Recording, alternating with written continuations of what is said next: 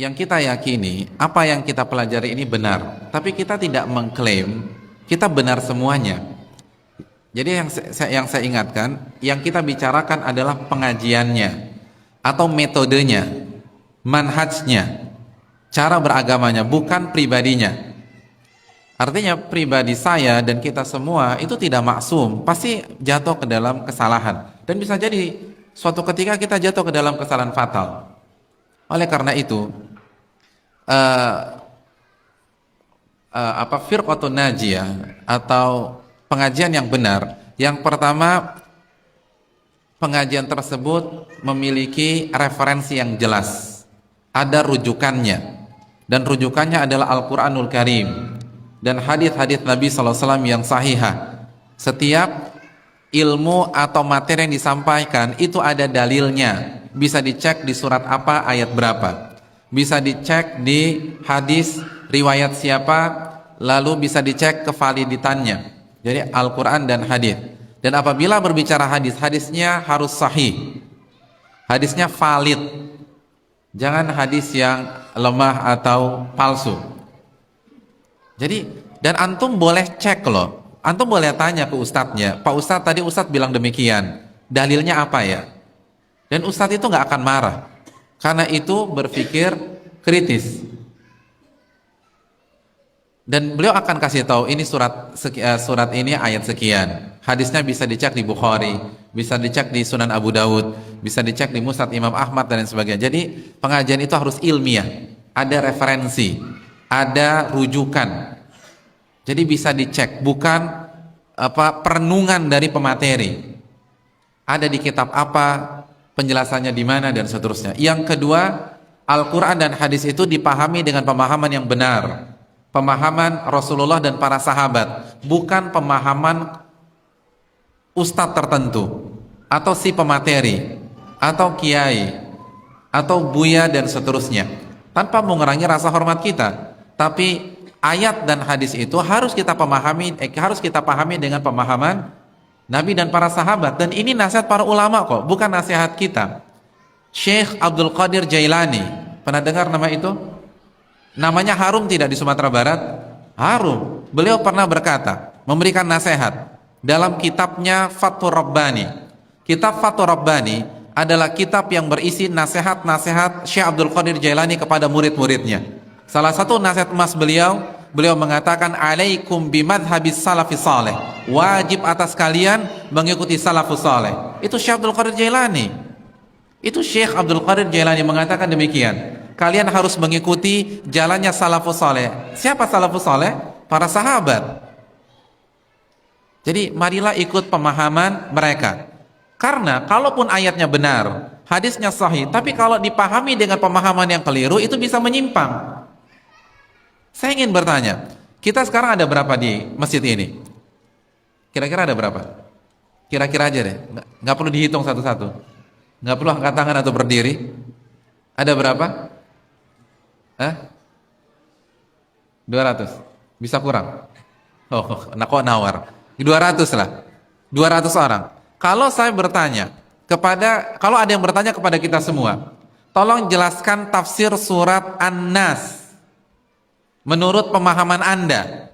Kita semua ada 200 orang. Kira-kira yang lahir ada berapa tafsir? Kira-kira sama semua tidak? Tidak. Akan lahir 200 tafsir. Padahal ayatnya sama. Ayatnya nggak berubah. Qul a'udzu birabbin nas. Tapi yang satu ke kanan, yang satu ke kiri, satu ke atas, satu ke bawah. Karena apa? Ditafsirkan dengan pemahaman masing-masing. Itulah kenapa Syekh Abdul Qadir Jailani mengatakan, alaikum bimadhabis salafis saleh. Wajib atas kalian mengikuti jalannya para sahabat, tafsirnya para sahabat. Karena sahabat adalah murid-murid langsung dari Nabi SAW. Ini yang perlu kita camkan bersama-sama. Itu yang kedua. Jadi pemahamannya bisa dipertanggungjawabkan dan bisa dicek buku-buku referensinya. Jadi bisa ditanya, Ustadz tadi itu pemahaman siapa? Bisa dicek di mana? Nggak ada masalah. Itu yang kedua. Yang ketiga, pengajian yang benar tidak mengajarkan fanatik kepada pribadi tertentu, kelompok tertentu. Karena kita mengarahkan umat kepada Allah dan Rasulnya, bukan kepada diri kita. Contoh misalnya, jika saya mengajar antum selama 2 tahun, setelah 2 tahun antum fanatik berat dengan saya, maka saya gagal jadi ustadz. Gagal, bukan berhasil, gagal.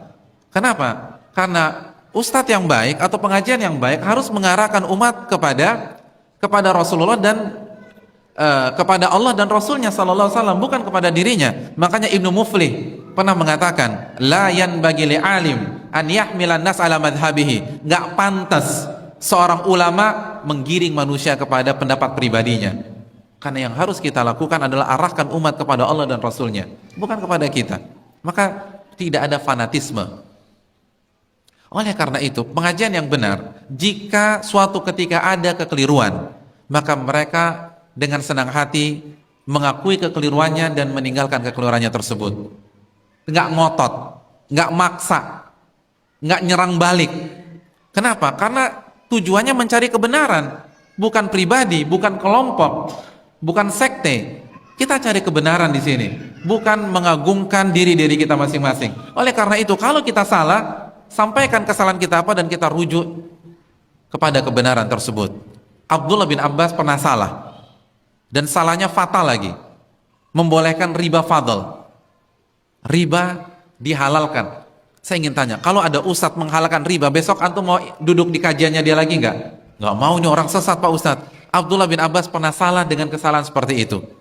Lalu dinasihati oleh siapa? Abu Sa'id Al-Khudri radhiyallahu ta'ala an. Dijelaskan dalil-dalil tentang haramnya riba fadl. Apa yang terjadi?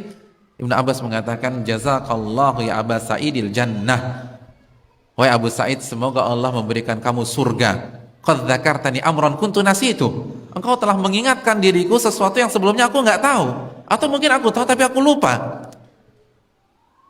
Abdul bin Abbas, padahal yang mengkoreksi orang yang di bawah beliau dari sisi ilmu tafsir misalnya, nggak maksa, nggak ngotot, nggak marah-marah, karena yang dicari adalah kebenaran. Begitu juga pengajian yang baik, yang benar, itu ketika yang namanya juga manusia. Kalau Ibnu Abbas bisa salah, nggak mungkin ustadz benar semua.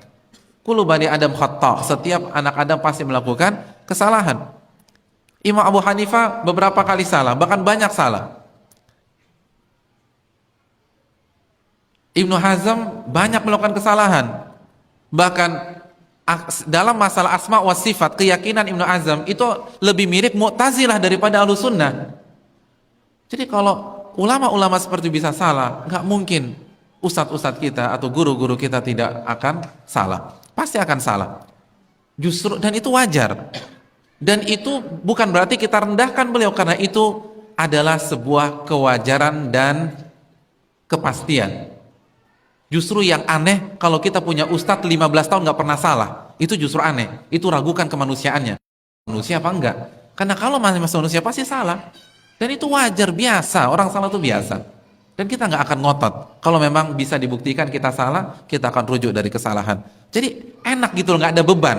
Pengajian yang benar tuh nggak ada beban. Kalau salah, Masya Allah saya salah, jazakumullah khair atas masukannya, kita akan rujuk. Kan begitu. Abu Hasan Asy'ari rujuk dari Mu'tazilah, dan beliau tanggalkan bajunya sebagai simbol beliau rujuk dari Mu'tazilah. Itu baru yang benar. Lalu setelah itu beliau meyakini keyakinan yang diyakini oleh Imam Ahmad bin Hanbal sebagaimana dalam kitab beliau Al-Ibanah.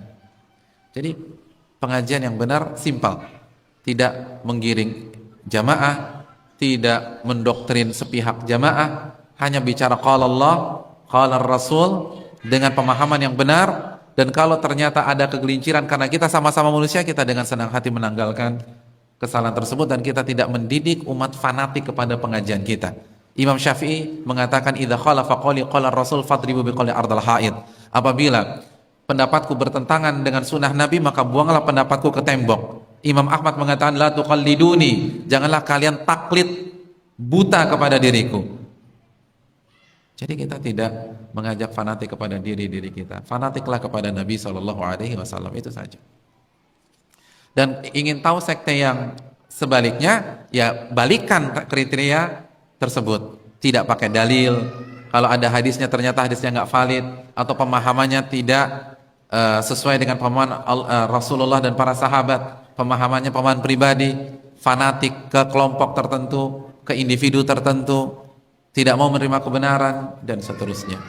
Dan juga jangan lupa Kelompok yang benar menjunjung tinggi akhlak yang mulia, dan ini juga penting. Wallahu ta'ala bishawab.